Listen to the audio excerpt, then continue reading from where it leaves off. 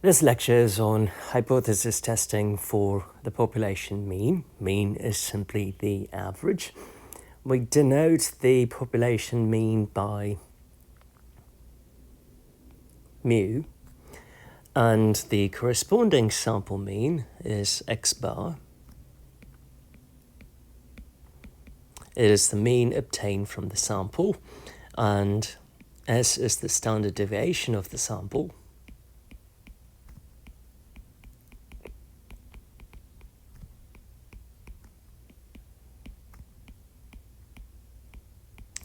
And N is the sample size. An important term here is the degrees of freedom, which is related to a t-distribution, and that degrees of freedom, as far as the test for population mean is concerned, is n-1. That does not change.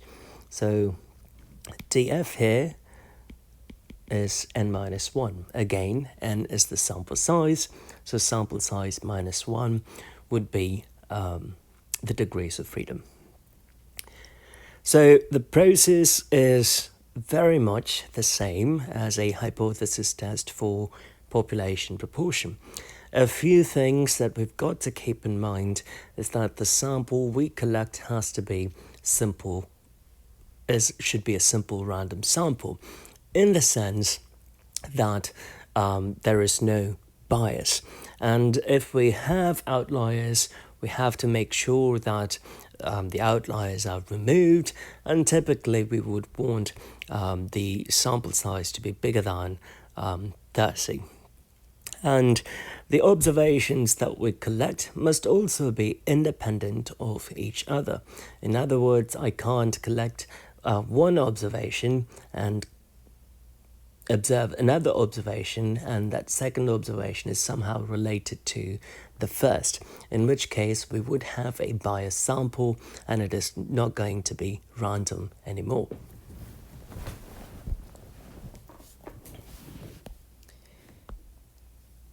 So as always, the first step in hypothesis testing is the definition, and so we have the three cases where the null is mu equals to mu naught, where mu naught here is the assumed value or the reference value or the claimed value.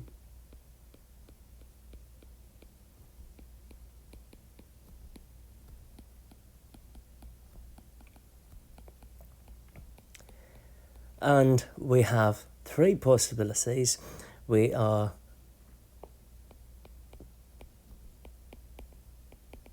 stating that the population mean is not equal or has changed from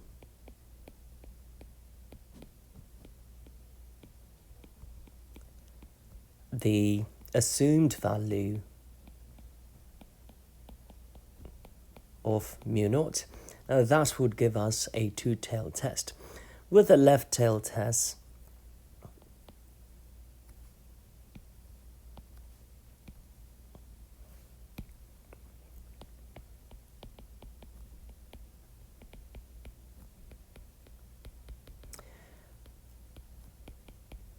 our hypothesis is that the population mean has decreased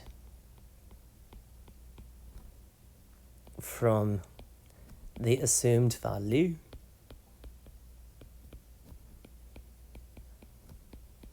of mu naught. In a similar manner, for a right-tailed test,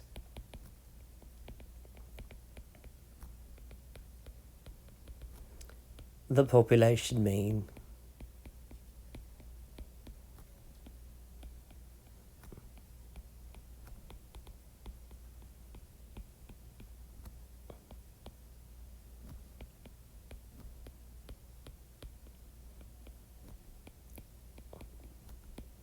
has increased from the assumed value of mu naught. So once we identify the definition based on the problem at hand, the next step would be to go for alpha. Alpha is the level of significance, and the researcher is going to identify the value of alpha. Alpha is simply the probability of a type 1 error, which is the probability of rejecting the null when in reality the null is true. And the common values for alpha are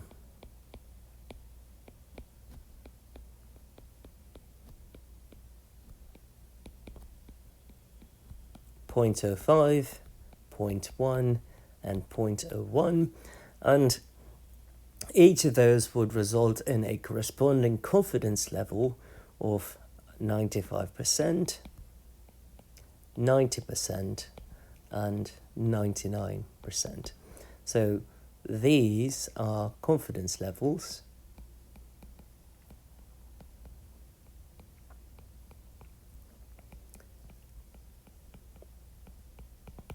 and we just plug in the value of alpha in 100 times 1 minus alpha percent to get the confidence level. The way to obtain a conclusion depends on finding the test statistic using the sample. And that test statistic has this formula: x bar minus mu naught divided by s over square root of n. One can manually plug in the values of the sample mean, the assumed value, the standard deviation, and the sample size in the formula to get the value of the t-statistic. Or we could simply use the calculator. I'm going to show you how to use the calculator to get that test statistic. And keep in mind the classical approach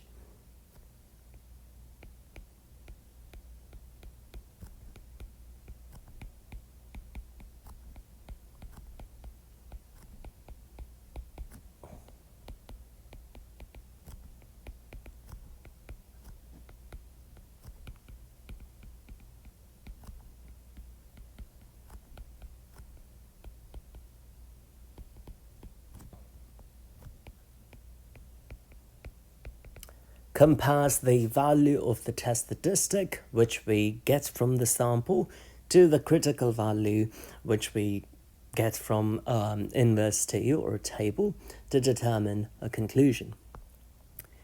So, of course, the conclusion that we're going to obtain using the classical approach would depend on the type of test that we perform, which is why the definition of the test is quite important.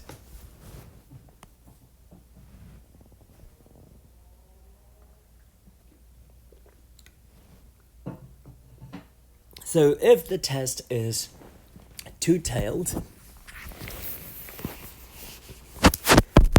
the critical value or the rejection would be of the tails, the right-hand side, and the left-hand side.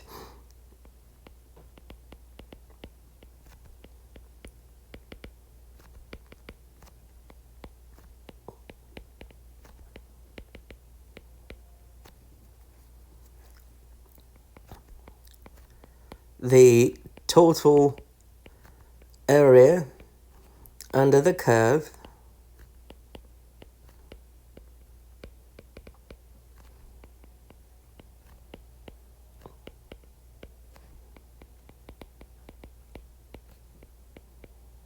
for the critical region is alpha, which would imply that portion right there is alpha over 2, and that over there is alpha over 2. So what we're going to do is we are going to find two critical values, one on the left-hand side and one on the right-hand side, to determine the boundaries of the critical region. And keep in mind, by default, 0 is right in the middle. So I will show you how to find the critical values. For now, if we identify the critical values and if they are on those two sides on the real number line,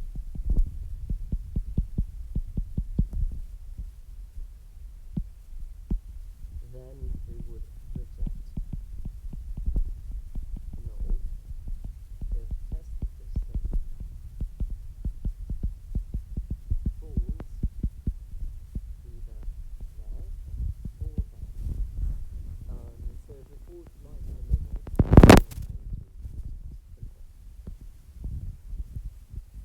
so for a left-tailed test, there is only one critical value.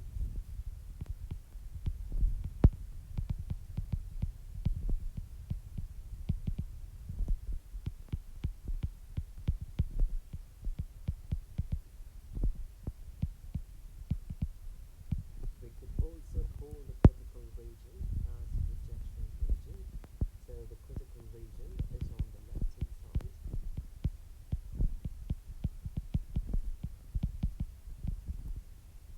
The critical value is negative.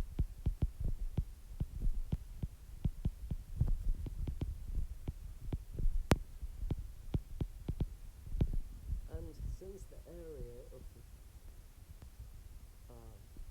under the density curve has to be alpha, and since we have only one term, that entire area would be equal to alpha. And how do we reject in this case?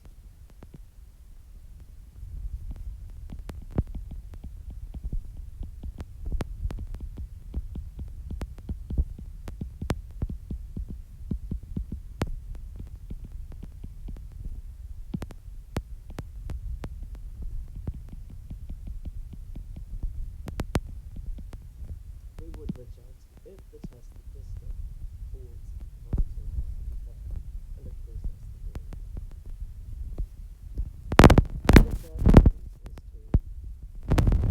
to use the right tail test, or have a right tail test. And with the right tail test, the rejection region or the critical region would be on the right hand side.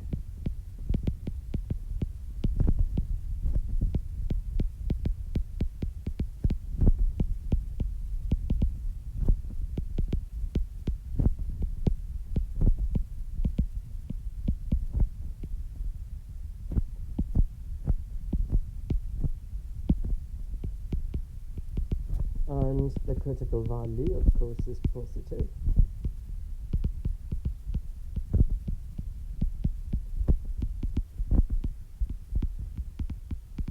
And the area under the density curve here is entirely alpha. How do we reject? We first find the critical value.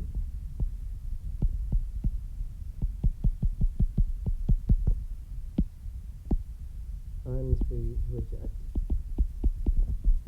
the null if test statistic falls right here. So what I mentioned earlier is what summarized in this table. The first case is two-tailed, and for a two-tailed test we would reject after finding two critical values, negative t sub alpha over 2 and t sub alpha over 2, and if the test statistic, which is t naught, if it falls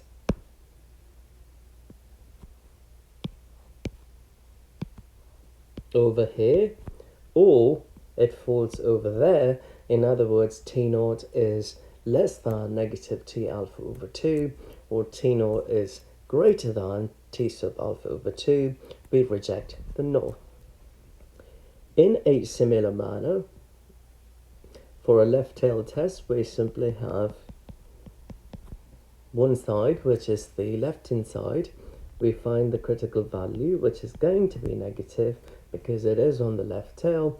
And if the test statistic is less than the critical value, in other words, it is going to fall there, then we reject the null. And the last case is the right tail test. First step is we find the critical value t sub alpha. It is going to be positive because it is on the right tail, and if the test statistic that we get from the sample is greater than t alpha, in the sense it falls over there, then we reject the null. Excuse me.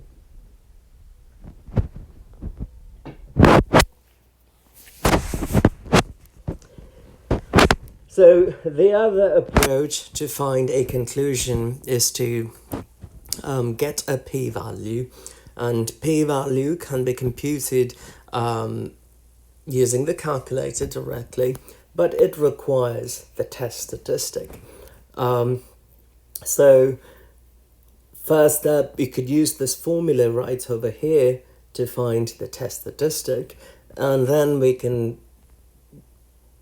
use the calculator to find the p-value.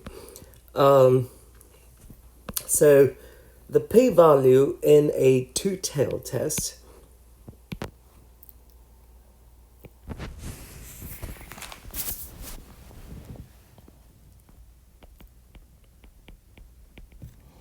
is simply 2 times the area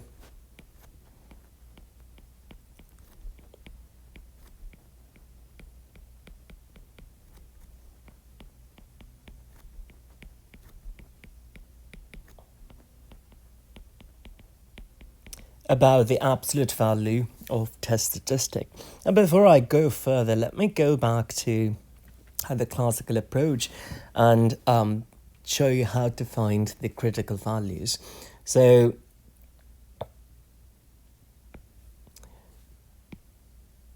using the calculator, the function for a left tail test to find the critical value is inverse t alpha over 2 comma n minus 1, and that is going to give you the left critical value. If you find the left critical value, you multiply it by -1, you will get the right critical value. With a left tail test, it would simply be inverse t alpha comma n minus 1, because it is a one-sided test, and for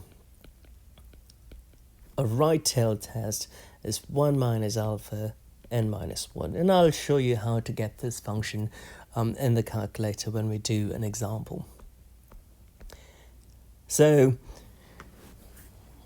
the p-value in formal terms, we simply write it this way. So it's 2 times the probability that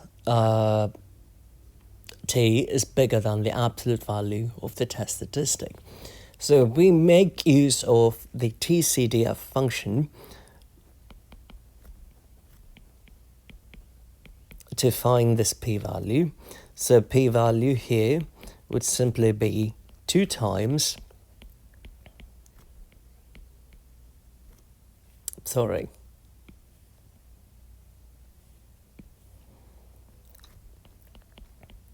TCDF, the absolute value of the test statistic, comma E99, and the degrees of freedom, which is n minus 1.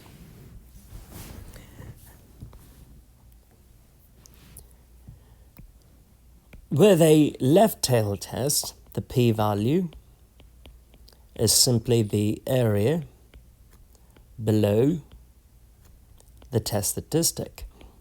The area below the test statistic is pretty much the cumulative probability below the test statistic, which is what we have there. And in a calculator, TI 84 plus, the p-value is simply TCDF negative E99 up to the test statistic, comma the degrees of freedom, which would be n minus 1. And for a right tail test, the p-value is simply the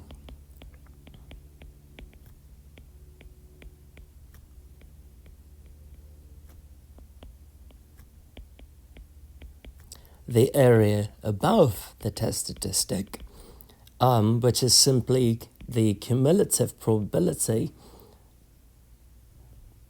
of t greater than t naught, which is the test statistic. So in a calculator,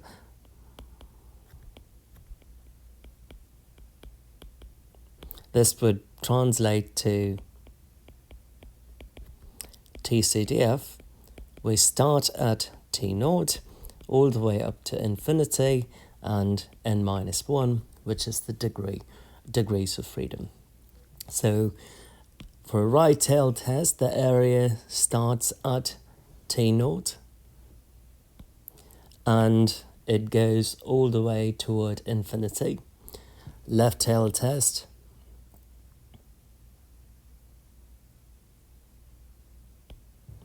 it starts at negative infinity, goes all the way up to t naught. So here, that would become the upper endpoint. Negative E99 would be the lower endpoint. For a right tail test, this would be the lower endpoint and the upper is at E99.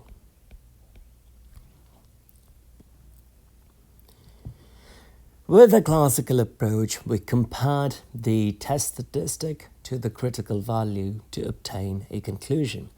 With the p-value approach, we asked the same question, which is p-value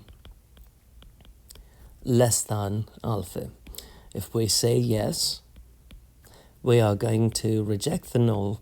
In other words, we found evidence to support the alternative.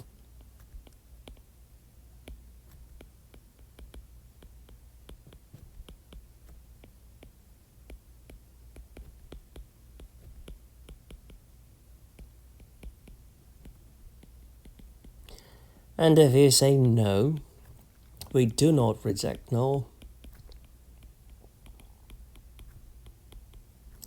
In other words, there is no evidence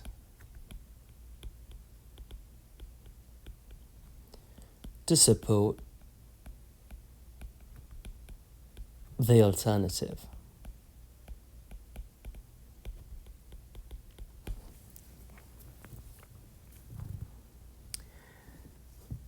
And keep in mind, regardless of the approach, may it be the critical value approach or the p-value approach, the conclusion is one of two things. The conclusion is either you reject the null or you do not reject the null. As I mentioned just moments ago, that if you reject the null, you found evidence toward the alternative.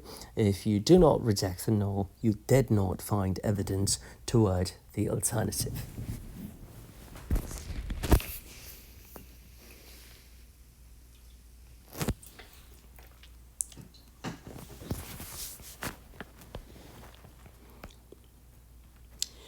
So here is an example. We're going to assume the resting metabolic rate of healthy males in complete silence to be 5,710 kilojoules. And researchers measured the RMR of 45 healthy males who were listening to calm classical music and found their mean to be 5,708.07 with a standard deviation of 992.05.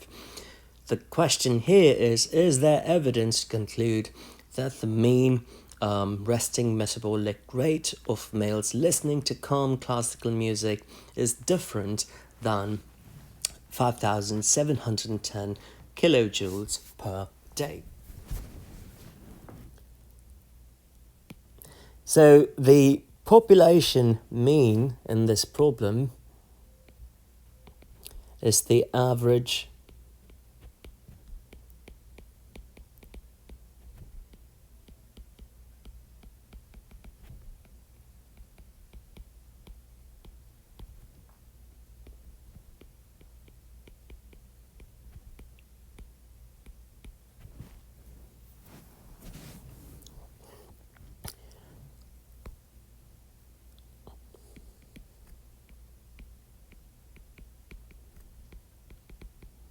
in complete silence.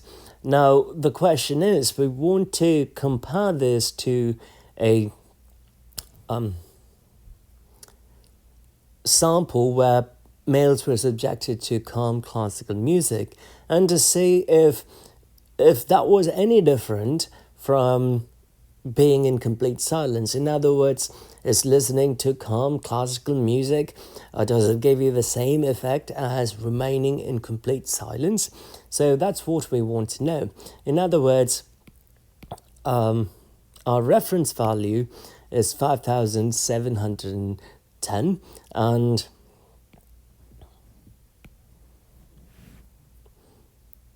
I'm going to put this in terms of the claim.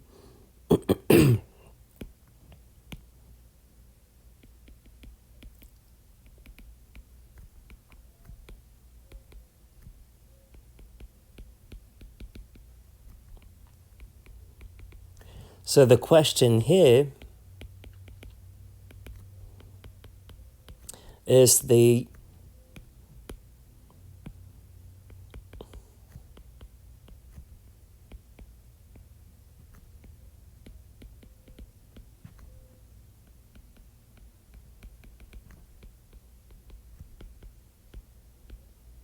RMR of healthy males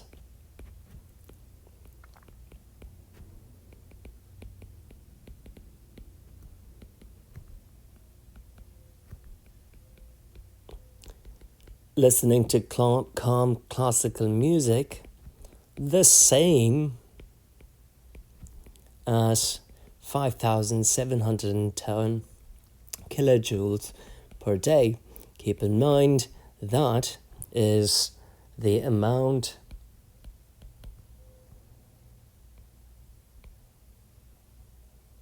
in silence. So is it the same or is it different? So the null is mu equal to 5,710. Excuse me. The alternative is mu not equal to 5,710. So they went ahead and collected a sample. They looked at 45 healthy males, and they found the sample mean to be 5,708.07. The standard deviation is 992.05. And we pick an alpha of 0.05. So you look at what the sample is telling us. It's 5,708.07, and clearly it is not equal to 5,710. Yet, we cannot conclude that the average resting metabolic rate of healthy males listening to calm classical music is not the same as being in silence, even though 5,708 is not equal to 5,710, we cannot say that we found evidence toward the alternative from a statistical standpoint. So, let us perform the test and see what the test is telling us.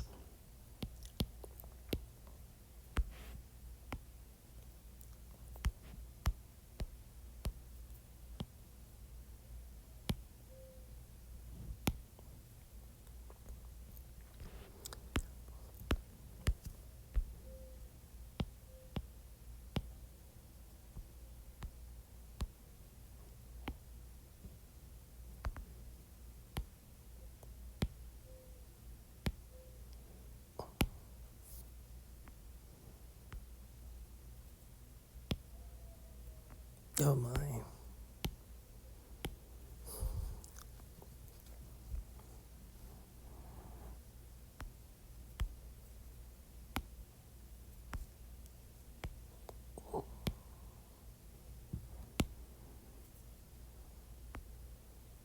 Okay, so start over to tests, and we are going to pick number 2. And in this problem, we have the statistics, which are the mean and the standard deviation and the sample size. So I'm going to switch over to start.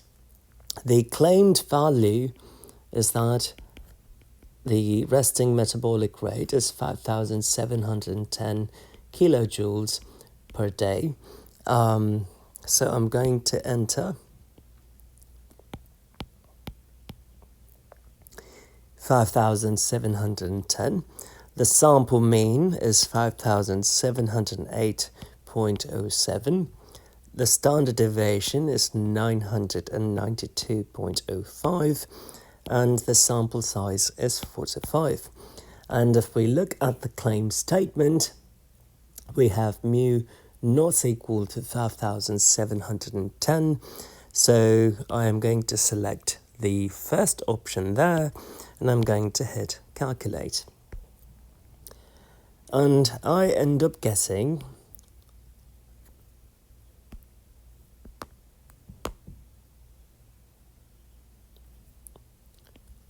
T, which is 0.131 approximately. That is the test statistic. We called it T naught. And P is the P value. So that is 0.9896. So if we use the classical approach,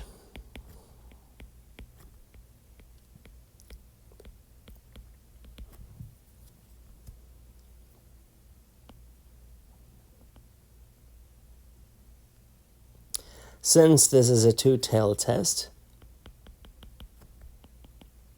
we have two critical values.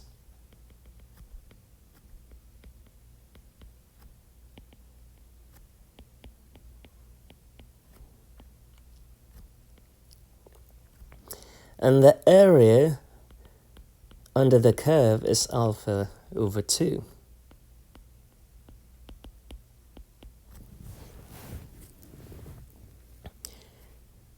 If I find one of them, I could find the other critical value simply by multiplying the value we found by -1. So I'm going to press second vars to get to inverse t. I'm going to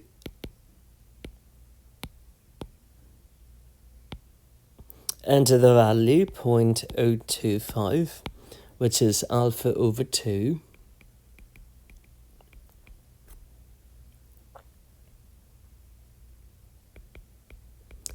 The degrees of freedom in this case is 44.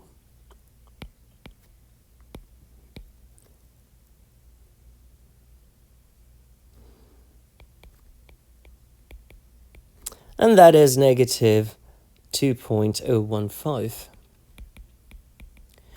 So where does the test statistic fall? The number we found using the sample, negative 0.0131, is right over here.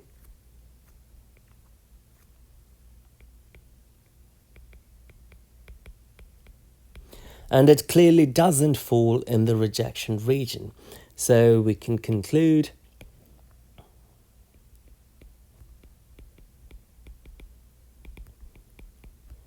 do not reject null.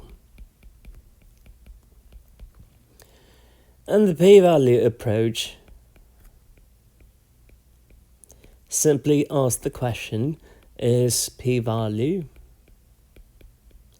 less than alpha? Is it the p-value is 0.9896, and is 0.9896 less than 0.05? The answer is absolutely not. So again, we do not reject the null. So our major conclusion is that the average resting rate, metabolic rate,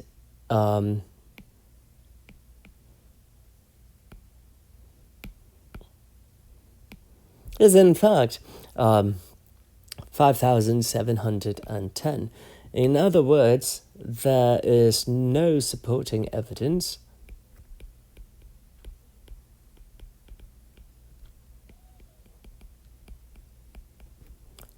to conclude mu is not equal to 5,710 kilojoules per day. So even though the sample had a value of 5,708, which is definitely not equal to 5,710, from a statistical standpoint, they are one and the same. So what we're trying to say is classical music doesn't somehow magically give you a resting metabolic rate similar to what you would have when you are in silence.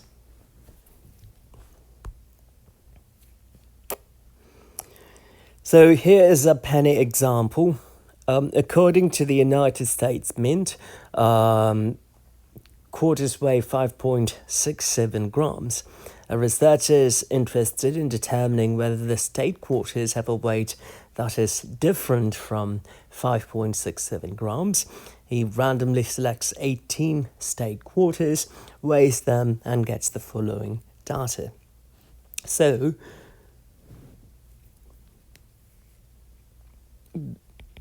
the average here is the average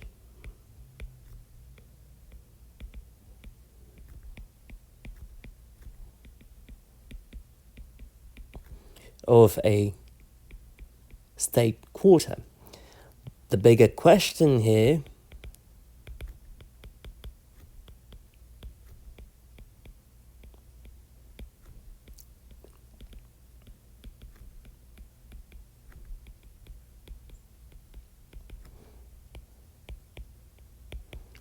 is the average weight of a state quarter different from 5.67 grams? That is,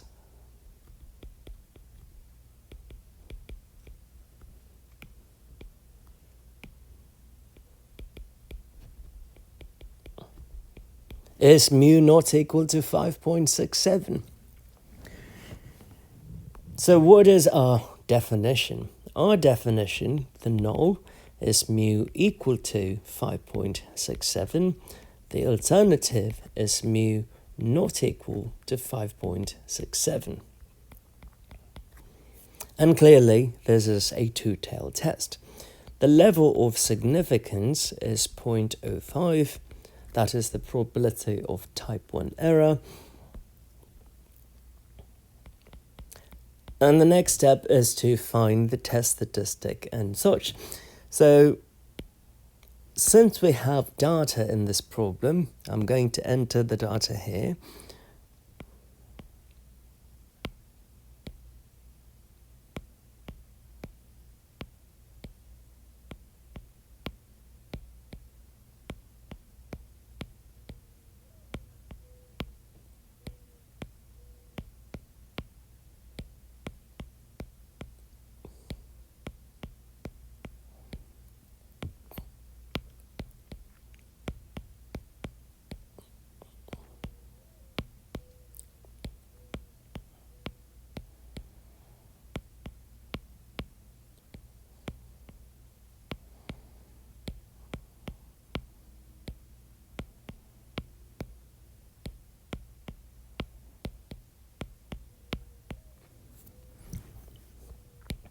And I'm going to press start over to tests, and I'm going to pick number 2.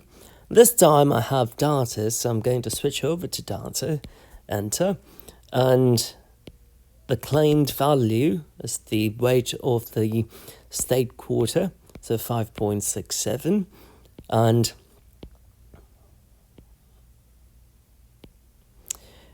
The claim is that it is not equal to mu naught or 5.67. So that is mu naught.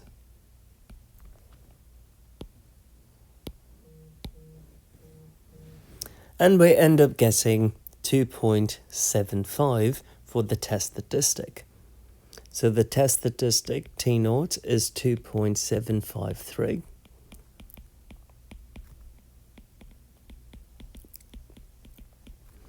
The p-value is 0.01357. Could write it as 0.0136. And the sample mean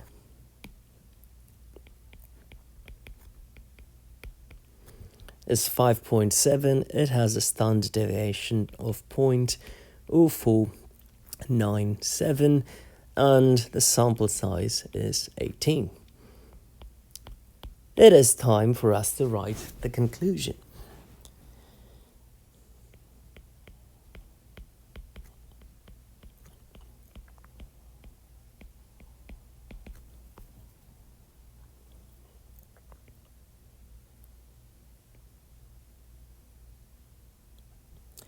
Since this is a two-tailed test, we have the rejection region on both sides.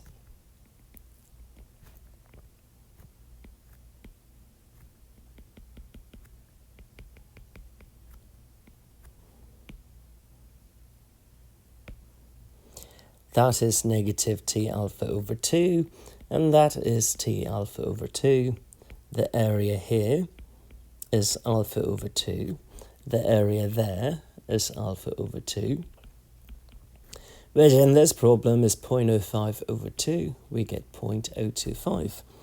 So we can use inverse T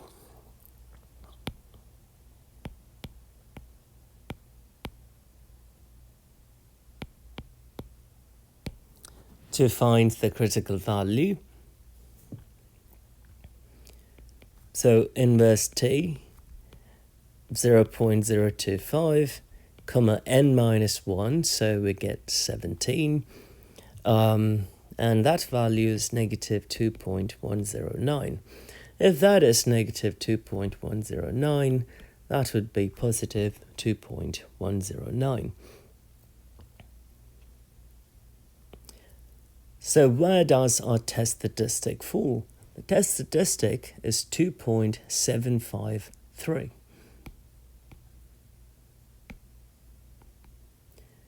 So 2.753 is right over there.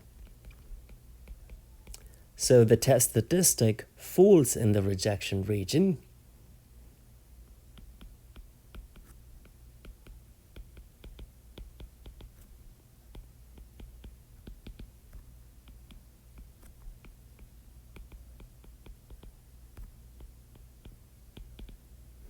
Which would imply we reject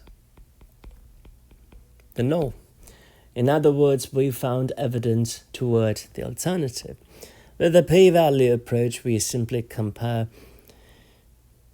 p-value to alpha. The p-value here is 0.0136. Alpha is 0.05.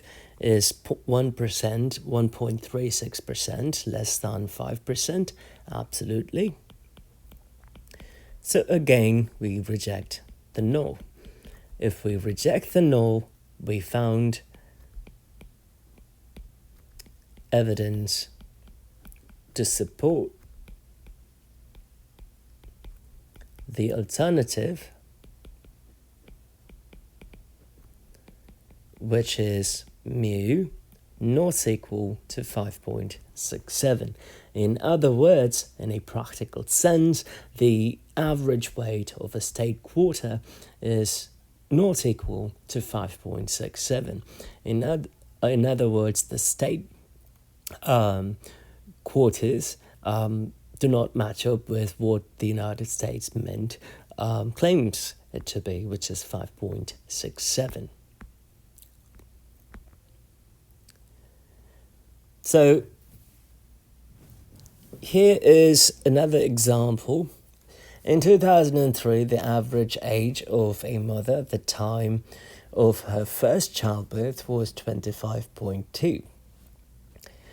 To determine if the average age has increased, a random sample of 1,200 mothers is taken and is found to have a sample mean of 25.5 with a standard deviation of 4.8. Determine whether the mean age has increased using a significance level of 0.05. Now, this is an example on statistical versus practical significance. I'm going to explain what that is in a bit. So, the null here is mu equal to 25.2. The alternative is mu greater than 25.2. So mu is simply the average age of a mother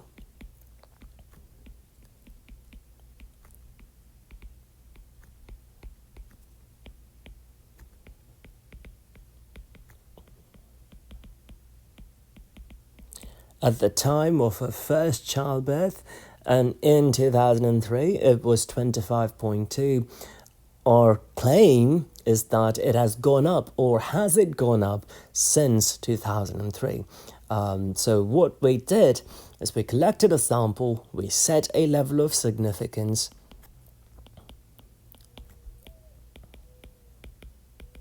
which is 0.05. We collected a sample, we ended up getting a sample mean of 25.5, a standard deviation of 4.8, and a sample size of 1,200.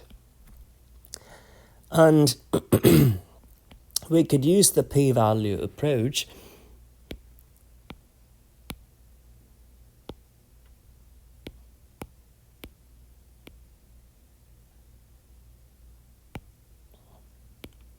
and we have statistics in this case. So the claimed value is 25.2. The data is telling us 25.5.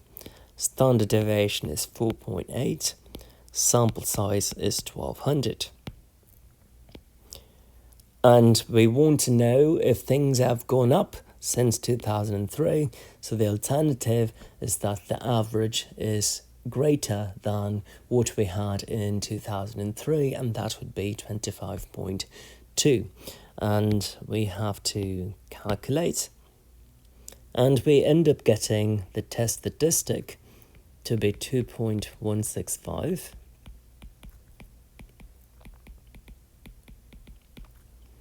The p-value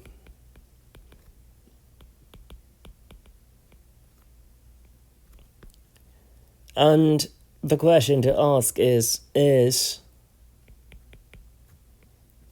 p-value less than alpha? Well, is 0.0129 less than 0.05? The answer is yes. So our conclusion is we found support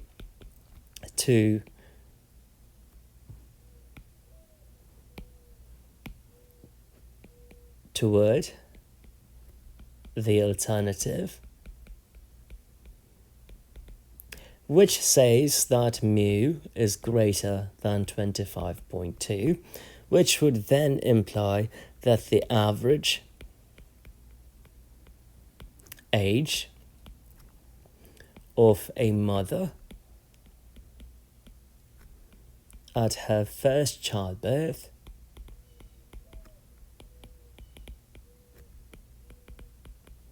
has increased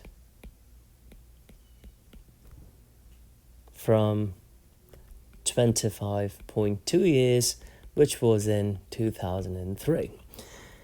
Now, this is statistical significance. Now, we found statistical significance, but we have to be cautious here. So if we observe closely, the claimed value is 25.2.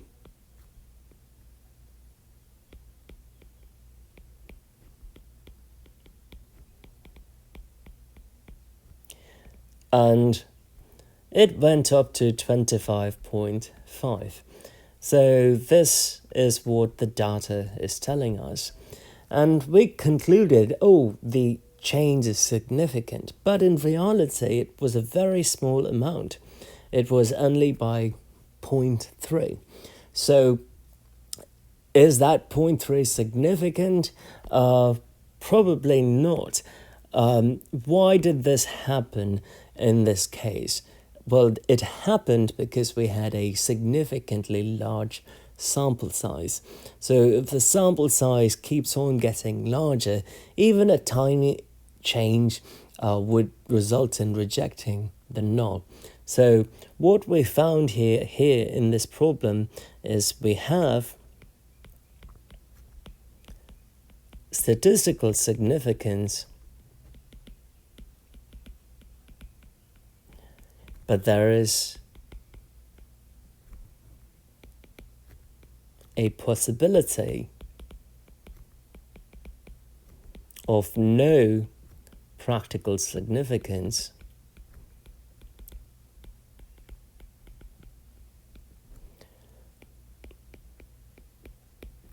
because the increase in age is by 0.3 years. And why did this happen? What is the cause? A very large sample size. So we have to be very, very careful when we reject the null. Sometimes with no effect whatsoever, we would end up concluding that the alternative is true, or we found evidence to the alternative just because mathematically things worked out. You can have statistical significance, but in reality, it may not be significant at all. This goes back to one of the fundamental arguments in statistics, that correlation doesn't imply causation. In a similar manner, statistical significance doesn't always imply practical significance, and there are ways to address these issues in statistics.